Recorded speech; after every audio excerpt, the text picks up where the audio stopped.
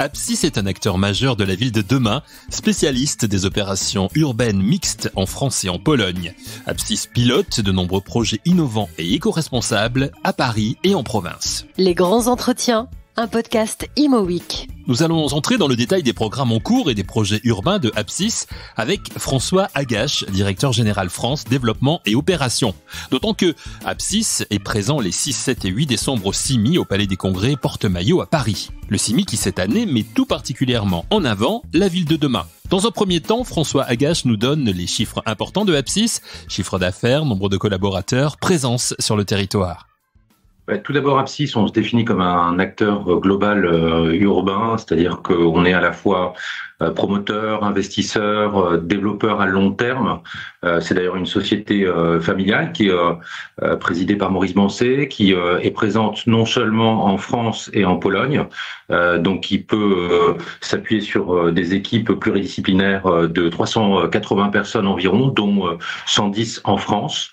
On a un patrimoine qui est composé aujourd'hui d'une dizaine d'actifs et valorisé à 2,2 milliards d'euros en quote-part, puisque sur certains actifs on peut être en codétention, et on a l'ambition de développer un pipeline de projets aujourd'hui valorisé à 1,7 milliard, ce qui en fait constitue un objectif effectivement très ambitieux, puisque on estime ainsi que dans les 5 prochaines années on créera presque autant de valeur que la société Apsys a pu en créer en 25 ans environ. Donc ce qui est, pour vous illustrer le caractère ambitieux de notre objectif et notre feuille de route. On y reviendra peut-être dans un petit moment, mais si je reprends un petit peu les mots qui figurent sur votre site internet, vous nous dites que le cœur de métier de Apsys est de, je cite, sublimer la ville au travers de projets coûts humains, rendre la vie de tous plus belle ou encore faire vibrer la ville. Alors c'est une très belle volonté, mais n'est-elle pas quelque peu utopique dans le contexte économique, politique et social que l'on vit actuellement avec l'inflation, la situation géopolitique européenne et mondiale? Est-ce que ces projets-là sont réalistes aujourd'hui? Ce qu'il faut d'abord retenir, c'est que justement, en étant une société donc familiale, investisseur long terme, on s'inscrit dans un temps long. Et la société donc Apsys a su d'ailleurs démontrer lors des 25 dernières années qui a été également touchée par un certain nombre de crises, puisqu'il y a une crise financière que chacun connaît en 2008-2009. On a traversé la crise Covid, et donc Apsys a démontré une certaine résilience par rapport à ces différentes crises, et notamment justement parce que on s'inscrit dans un temps long. Alors s'inscrire dans un temps long, c'est aussi un temps qui est cohérent avec le temps de l'immobilier de la ville, et de manière pragmatique, ça veut dire quoi, notamment par rapport à la réflexion de nos projets, c'est d'intégrer de plus en plus de mixité des différentes composantes qui font la ville, qui font sa pérennité, puisque nous s'inscrivons donc sur un temps long. Ce qui nous importe, c'est et finalement le succès de nos opérations, c'est quand les projets, les lieux concrets sont animés sur la durée, sont résilients, s'inscrivent donc dans un temps long. Et ça, c'est grâce notamment à un virage stratégique qui a été fait il y a quelques années, en s'intéressant de plus en plus aux différentes autres composantes qui font la ville, puisque c'est un opérateur. Apsys a plutôt un ADN qui vient du commerce, et on pense que justement en agglomérant les différentes fonctions qui font la ville vont permettre d'avoir finalement un succès de nos projets, c'est-à-dire avoir des lieux qui sont habités, qui sont animés, dans lesquels il fera bon vivre. Et c'est ça qu'on retrouve derrière finalement notre ambition, notre ADN et notre si vous voulez la raison d'être qu'on a pu inscrire et que vous avez rappelé. Donc ça passe par ces réflexions qui sont stratégiques aussi sur la façon d'aborder la ville sur le temps long. Aborder le temps long, mais en même temps accélérer les projets. C'est ce que vous nous disiez il y a quelques minutes, c'est-à-dire augmenter le nombre de productions. C'est ça aussi votre volonté aujourd'hui? On choisit les sujets sur lesquels on travaille, c'est-à-dire que chacun de nos projets, en même temps, on les veut singulier. Singulier pourquoi? Parce que chaque sujet est différent, chaque territoire est différent, et notre volonté, c'est à chaque fois d'avoir une réponse juste par rapport justement à l'intégration dans ces territoires, dans les problématiques, et donc c'est avant tout une recherche de justesse plutôt que de volume. Après, il s'avère qu'on a eu la chance, notamment récemment, de remporter plusieurs concours cette année 2022, avec un concours de loges majoritairement de logement à Nice, dans la ZAC Grand Arenas. Peu après, on a eu la chance d'être lauréat d'un concours à Lyon qui consiste à la restructuration du centre d'échange de Lyon-Perrache, un pôle de mobilité qui est voisin de la gare Perrache à Lyon. Et encore plus récemment, on a été désigné avec un groupement composé de BNP, donc Apsis et RATP, sur la restructuration de l'ancien siège de la PHP en face de l'hôtel de ville à Paris. Donc, finalement, on capitalise aussi sur les nouveaux projets qu'on a pu remporter, et c'est ça qui nous fait aussi bâtir une feuille de route ambitieuse grâce à notamment ces nouveaux projets. Donc, avant tout, c'est recherche de sens dans ces projets qui sont à chaque fois singuliers parce qu'ils nous correspondent bien plutôt que du volume. Et donc, finalement, le résultat de la feuille de route est aussi basé sur ces succès qu'on a pu remporter. Des succès remportés donc par une quête de sens de la part de Apsis dans ses réalisations.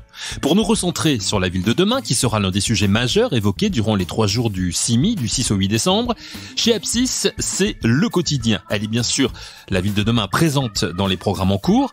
Quelles sont aujourd'hui les priorités de cette ville de demain? Réponse de François Agache. C'est évidemment donc je l'ai dit, d'avoir des projets qui font sens d'un point de vue territorial, donc qui répondent aux attentes des territoires et s'intègrent dans les territoires de manière cohérente avec les attentes des usagers. Ça passe d'ailleurs notamment par la mixité dont on a parlé, mais c'est également, et ça c'est une crise qui nous touche tous, être exemplaire en matière environnementale, et plus qu'exemplaire, grâce à ces projets qui sont donc emblématiques et avec un terrain de jeu qui est à chaque fois sur des projets de grande taille, et notamment on peut parler aussi du projet Bordeaux qui lui est à l'échelle d'un quartier.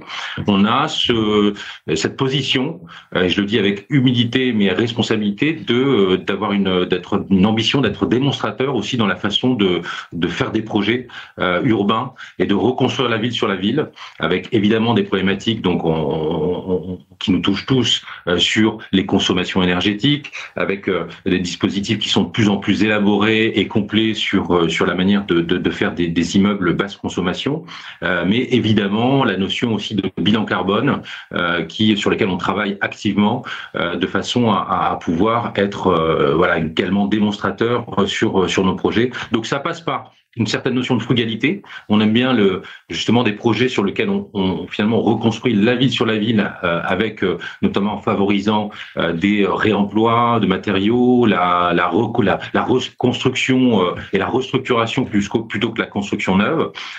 Et donc ça, c'est des notions qui nous nourrissent de façon justement à être démonstrateurs dans la façon d'aborder la ville de demain. Est-ce que la reconstruction de la ville sur la ville, ça passe aussi par la verticalité dont on a beaucoup parlé, dont on parle peut-être un petit peu moins aujourd'hui? Effectivement, on en parle moins, et en tout cas moins qu'à une certaine période où, notamment à Paris, il y a une politique qui était basée sur le fait de recréer de la densité dans des polarités bien ciblées. On va dire que plutôt que la densité, c'est en tout cas notre façon de voir les choses, c'est plutôt une inscription dans le territoire. Et comme on est plutôt sur des notions, et je pense que c'est ça qui vient supplanter aussi la problématique de la densité, le fait de faire avec le déjà là. Je pense que c'est cette importance-là qui est de manière prioritaire maintenant dans la façon d'aborder la ville, qui nous fait peut-être un peu plus mettre de côté la création et la densité, la création de mètres carrés. Et voilà, je pense que c'est aussi l'avenir, et on a bien compris que la crise climatique qui nous touche met de plus en plus en avant une notion de basse consommation en termes de carbone, également avec une vision plus globale.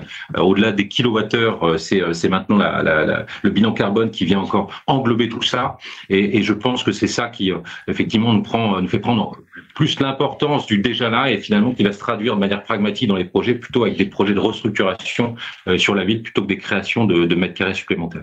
Ce sont aussi des réflexions avec les architectes, je présume. Oui, c'est moi. Enfin, pour nous, et personnellement ayant eu l'expérience notamment de management direct de projet, je pense que le succès aussi d'une opération passe par une relation étroite et récurrente, intense, avec une maîtrise d'œuvre pour les architectes qui sont une maîtrise d'œuvre qui est pilotée principalement par les architectes. Et c'est un travail finalement main dans la main, de façon à chaque fois avoir une programmation, finalement un contenant, un contenu qui sont cohérents l'un avec l'autre. Et finalement, l'architecte n'est pas uniquement finalement cantonner un rôle de prestataire qui va dessiner un objet et faire finalement son geste architectural. Je pense qu'on est de plus en plus dans un travail de pluridisciplinaire qui sont finalement les clés les facteurs clés aussi de succès d'une opération. Et je peux vous dire d'ailleurs que, par exemple, on a pu, dans les concours qu'on a pu remporter récemment, un des points qui a été souligné par les jurys sur plusieurs concours, ça a été la symbiose qui a été ressentie, et notamment dans les oraux, dans les présentations auprès du jury, entre les équipes de groupement, équipes également donc maîtrise d'ouvrage, maîtrise d'œuvre. Et ça, je pense que c'est aussi le sens finalement de l'avenir, d'avoir cette approche de plus en plus intégrée et en amont entre finalement les équipes pluridisciplinaires. Nous en avons eu un exemple récent avec l'immeuble du 10 rue de Solferino dans lequel nous avons fait un reportage pour Imo Week que vous pouvez écouter d'ailleurs dans un ancien épisode toujours disponible bien sûr de nos grands entretiens. Mais parlons des réalisations récentes de Apsys avec François Agache qui nous donne quelques exemples de programmes en cours. En termes de projets, donc j'en ai parlé, on a différents projets à Bordeaux à l'échelle d'un quartier, à Lyon à l'échelle d'un immeuble qui est aujourd'hui considéré comme qui est mal aimé par les Lyonnais et qu'on va restructurer en projet mixte. On a également, et ça aussi ça illustre d'autres types de projets à taille plus humaine. On a un projet de restauration d'un monument historique contemporain à Clichy qui s'appelle la Maison du Peuple, dans lequel on installe les manufactures de Alain Ducasse, qui va s'installer dans ce bâtiment qui a été délaissé également pendant des dizaines d'années parce que il a été imaginé par un combo d'architectes, Baudouin et Lotz, associés à Jean Prouvé.